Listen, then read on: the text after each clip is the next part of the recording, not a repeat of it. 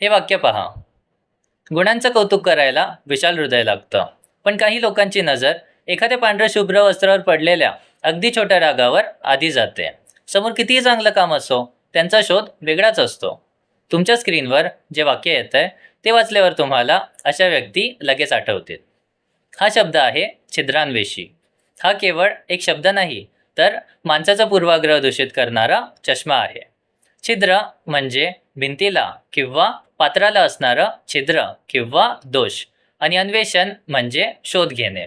जेव्हा एखाद्याच्या चांगल्या कामात, कलाकृतीत किंवा स्वभावात केवळ आणि केवळ उणिवात शोधण्याचा उद्योग केला जातो, तेव्हा त्या वृत्तीला छिद्रान्वेषी म्हणतात.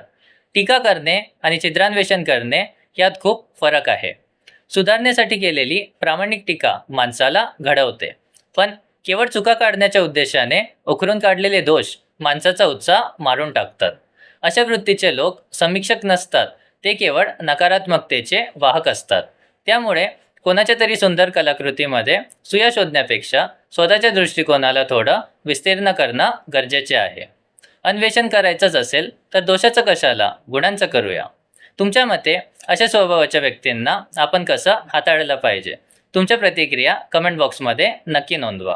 व्हिडिओ आवडला असेल तर लाईक करा, शेअर करा आणि अशाच मराठी शब्दांना जाणून घेण्यासाठी फॉलो करा, सबस्क्राईब करा. धन्यवाद.